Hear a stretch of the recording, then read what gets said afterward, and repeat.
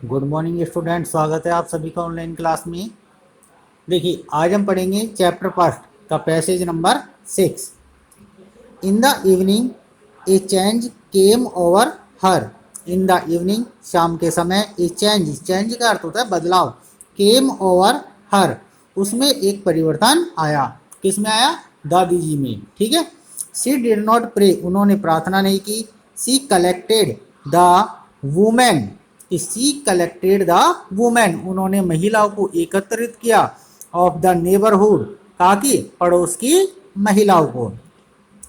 Goat an old drum, और उन्होंने एक पुराना ढोल प्राप्त किया। एंड स्टार्टेड टू सिंग, और गाना प्रारंभ कर दिया।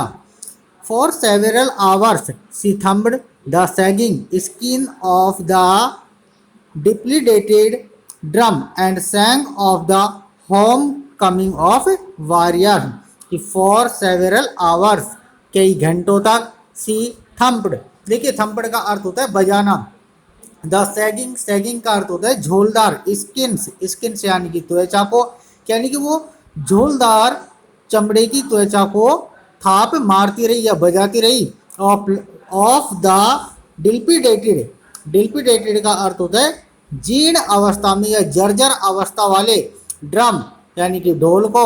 And sang of the home coming of warrior, sang यानी कि गाना गाती रही, of home coming of warriors, घर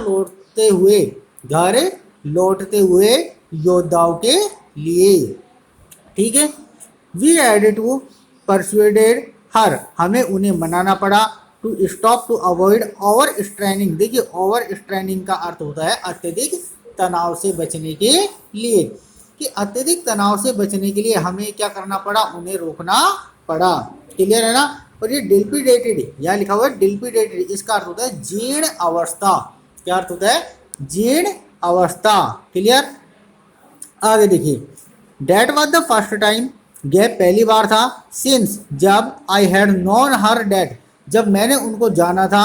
सी डिड नॉट प्रे, कि उन्होंने प्रार्थना नहीं की थी। यानी कि यह उनके जीवन में पहली बार हुआ था जब उन्होंने प्रार्थना नहीं की थी। द नेक्स्ट मॉर्निंग, अगली प्रातःकाल, सी वाज टेकन इल, और वह बीमार पड़ गई। It was a mild fever, mild का अर्थ होता है थोड़ा या कम, कि यह उनको एक थोड़ा सा बुखार था। And the doctor told us, और डॉक्टर ने हमें बताया, डेट इट वुड गो, कि यह बुखार चला जाएगा। But my grand mother thought differently, but लेकिन, माई ग्रैंड मदर, मेरी दादी जी ने, थॉट, थॉट का अर्थ होता है सोचा, डिफरेंटली यानी कि अलग ही, कि मेरी दादी जी ने कुछ अलग ही सोचा।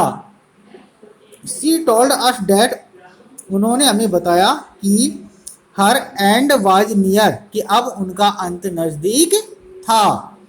सी सैड डैट, उन्होंने कहा कि since only a few hours, कि since only a few hours before, कि कुछ घंटे पहले, the close of the last chapter of her life, देखिए क्लोज का अर्थ होता है बंद होने से, of the last chapter, last chapter यानी कि अंतिम अध्याय, ऑफ हर लाइफ, उनके जीवन का, अर्थात उनके जीवन का अंतिम अध्याय बंद होने के कुछ घंटे पहले से, she had omitted to pray, omitted का अर्थ होता है मना कर देना, कि उन्होंने प्रार्थना करने से क्या कर दिया था? मना कर दिया था।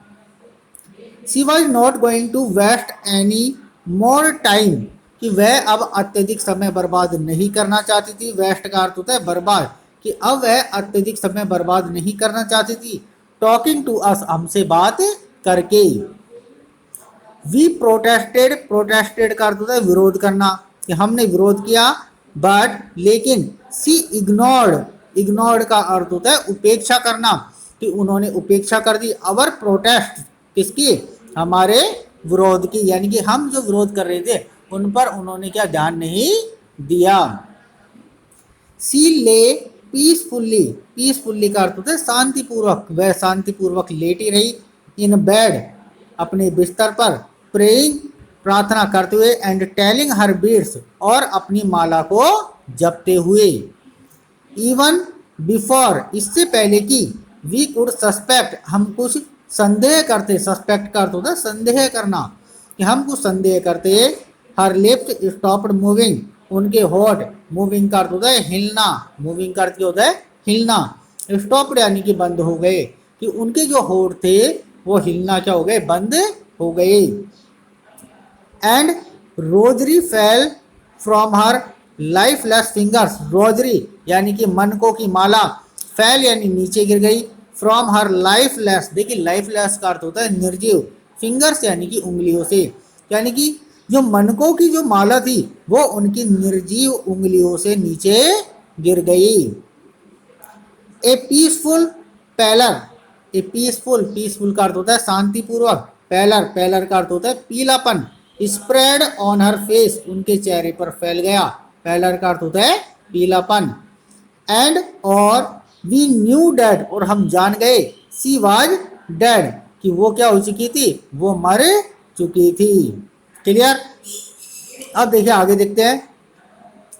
We lifted her off the bed, we lifted her off the bed, हमने उन्हें बिस्तर से नीचे उतारा। एंड और as is customary, as is customary, customary का अर्थ होता है रिवाज, जैसा कि रिवाज होता है कि मरने के बाद किसी व्यक्ति को क्या किया जाता है, बिस्तर से नीचे उतार कर और उसको जमीन पर लेटा दिया जाता है। Laid her on the ground, उनको जमीन पर लिटा दिया गया।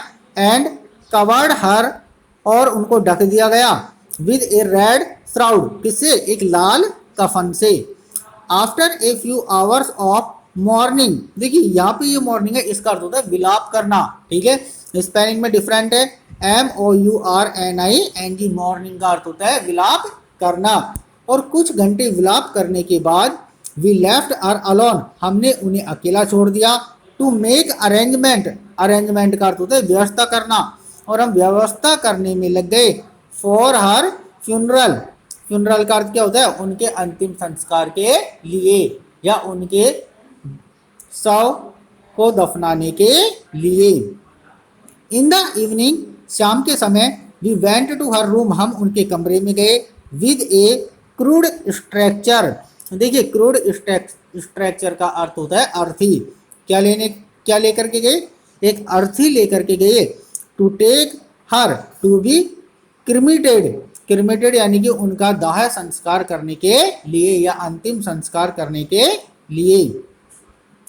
द सन वाज सेटिंग, सूर्य अस्त हो रहा था। And had lit her room and veranda with a blaze of golden light. The sun was setting, सूर्य अस्त हो रहा था। एंड हैड लिट, लिट का अर्थ होता है प्रकाशित करना, और प्रकाशित कर रहा था हर रूम, उनके कमरे को। एंड वरांदा, और बरामदे को।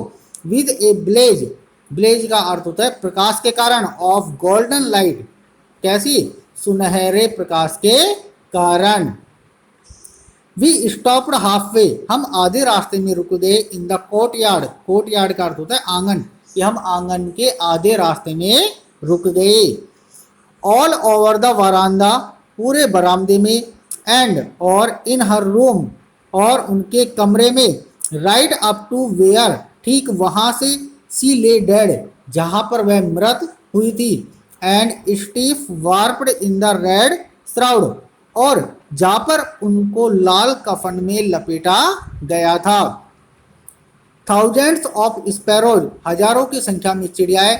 Set scattered on the floor, scattered का अर्थ होता है बिखरी पड़ी थी। ऑन द फ्लोर यानी कि फर्श पर, यानी कि जहाँ पर उनका मृत शरीर रखा गया था और वहां से लेकर के जहाँ उनको कफन में लपेटा गया था, वहां पर हजारों की संख्या में क्या, फर्श पर स्पैरोज यानी कि चिड़ियाएं बिखरी हुई पड़ी थी। देयर वाज नो चेयरपिंग, वहां पर कोई चहचहाट की आवाज नहीं थी। वी फेल्ट सॉरी, हमें दुख हुआ। फॉर द बर्ड्स, चिड़ियाओं के लिए। And my mother fetched some bread for them, fetched यानी कि जा करके लेकर आई, कि जो मेरी माता जी थी वो ब्रेड यानी कि कुछ रोटी के टुकड़े उनके लिए लेकर के आई। She broke in it into little crumbs, crumbs का अर्थ होता है टुकड़ों में, और उसने उनको छोटे छोटे टुकड़ों में तोड़ दिया। The way my grand mother used to, जैसा कि मेरी दादी जी किया करती थी। And threw it to them, और उन टुकड़ों को उन चिड़ियाओं के लिए फेंक दिया। The sparrows took no notice of the bread, चिड़ियाओं ने नो नोटिस यानी कि किसी भी प्रकार से उन रोटी के टुकड़ों पर ध्यान नहीं दिया। वहन, जब we carried my grand mother's corpse off, कि जब हम अपनी दादी जी के मृत शरीर को ले जाने लगे, दे फ्लू अवे क्वाइटली, तो वो खामोशी के साथ या चुपचाप वहां से उड़ गई।